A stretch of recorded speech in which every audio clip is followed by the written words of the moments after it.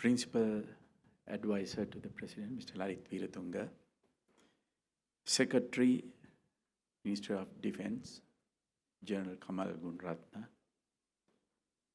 Chief of Defense Staff and Commander of the Army, General Shavendra Silva,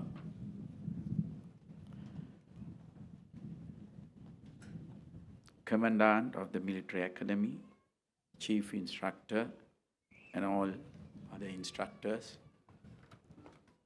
former Army commanders, all officers and other ranks of the Army,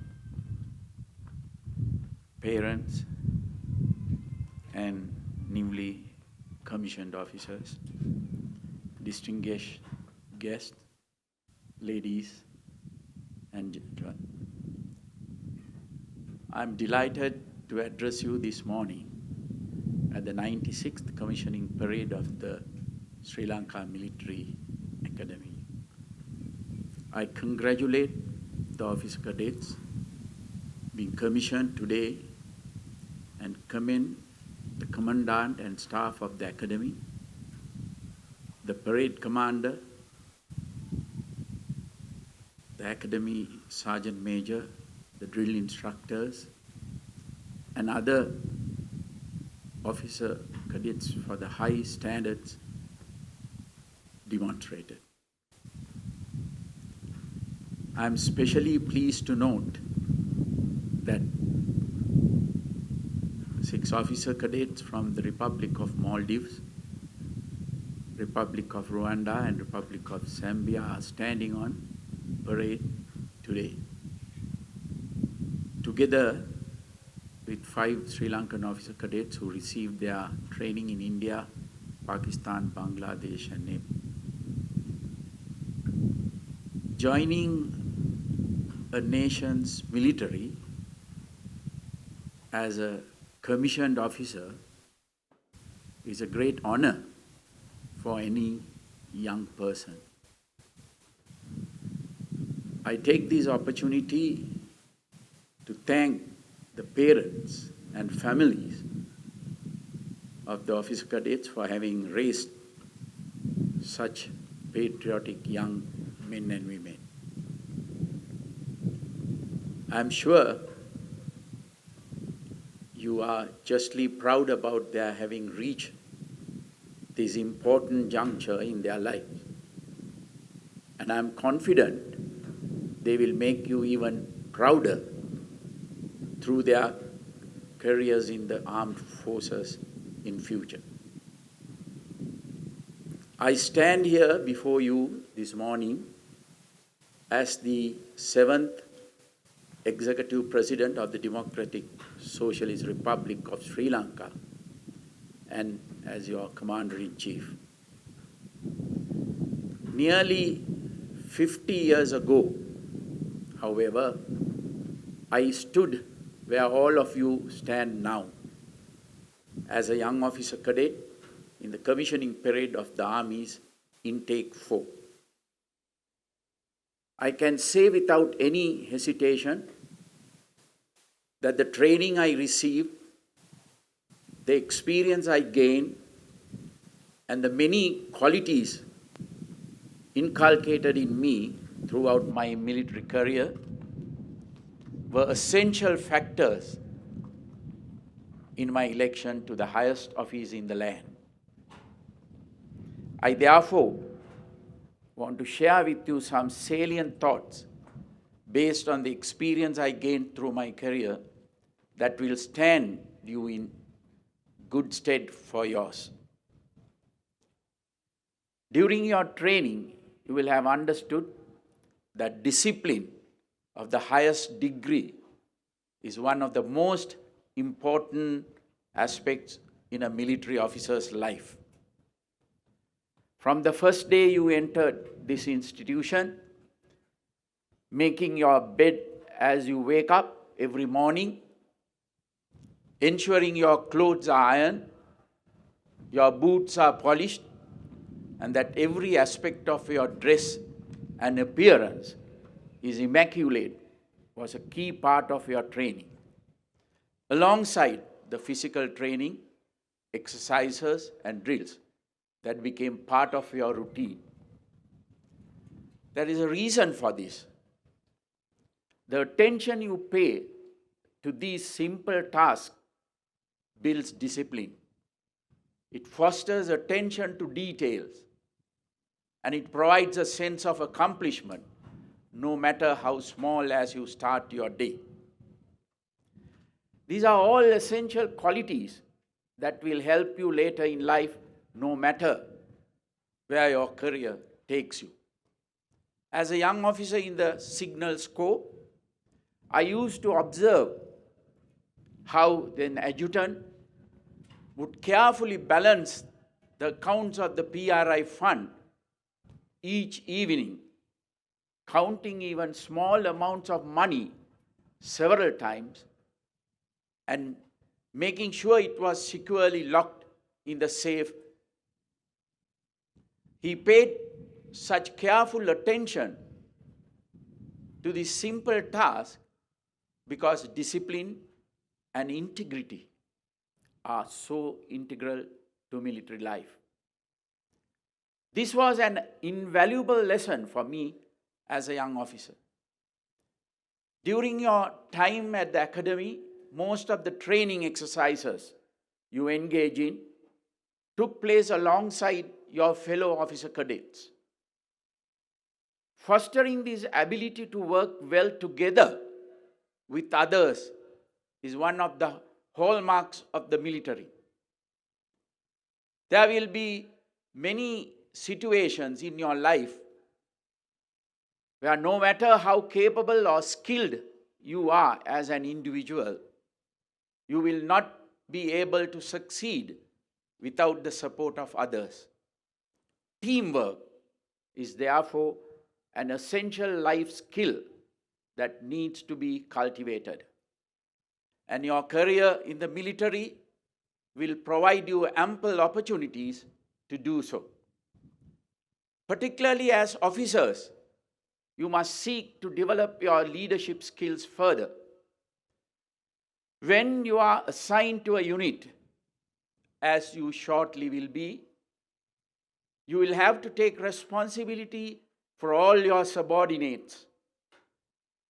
As you rise through the ranks, your responsibilities will only increase. Someday, one of you may even become the commander of the army and be responsible for the entire organization and all the people in it. As you start on this journey, you must understand that the soldiers under your command are ordinary people and not supermen. It is your responsibility to ensure that you get outstanding results from such normal people.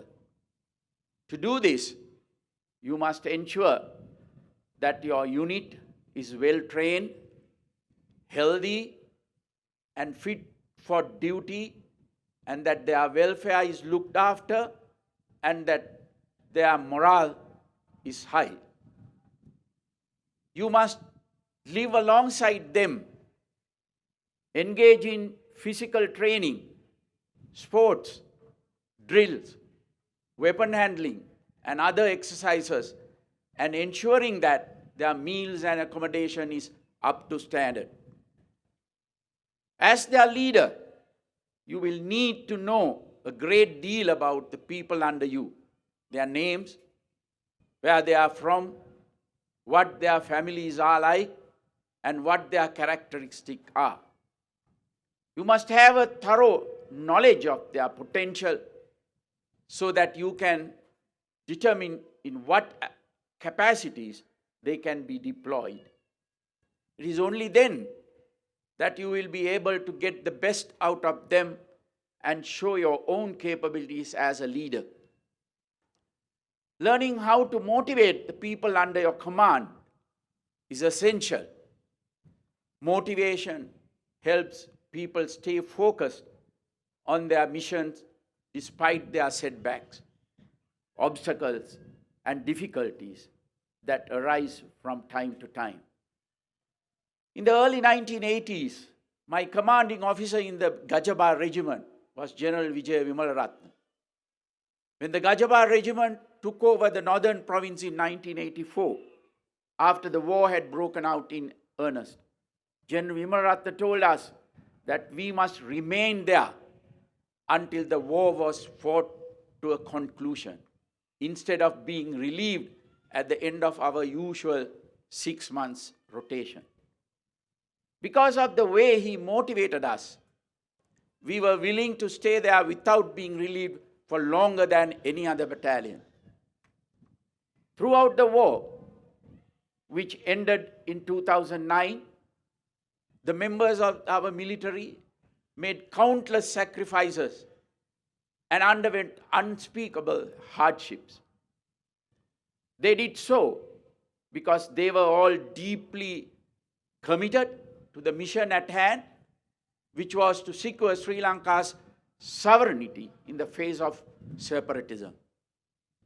This shared sense of mission was clearly communicated not only to the military, but to the entire nation by then President Mahinda Rajapaksa and every senior official involved in the war effort, including myself as Defense Secretary. It is this shared sense of mission that ultimately enabled peace to return to Sri Lanka after a lapse of 30 years. The security and stability that Sri Lanka enjoys today must never be taken for granted. As young officers, all of you have a responsibility to ensure that you work towards upholding national security by fulfilling the duties you are assigned to the best of your abilities. Even though the environment you inherit is a much more secure and stable one than we experience, you will nevertheless come across situations in which you are called upon to make critical decisions that will have significant consequences during your time in the military. In those instances, you must have the courage to trust your training, your instincts, and your experience, and make those decisions without fear. Occasionally, you will make mistakes, even costly ones. Failures are a part of life, and you must not shy away from them. They are an invaluable part of your learning process, and you will gain a great deal from them. However, if you fear failure so much that you do not push yourself to take those bold decisions, you will fail anyway by being indecisive.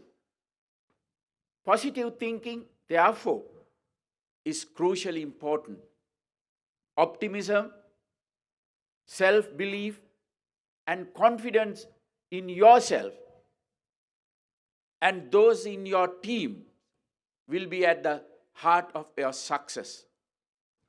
As you step out today as the newest commissioned officers in the prestigious Sri Lanka Army, I hope you will take every opportunity to build on the training you have received and to keep improving yourself as you rise in your careers. In concluding, I take this opportunity to wish you every future success. Thank you.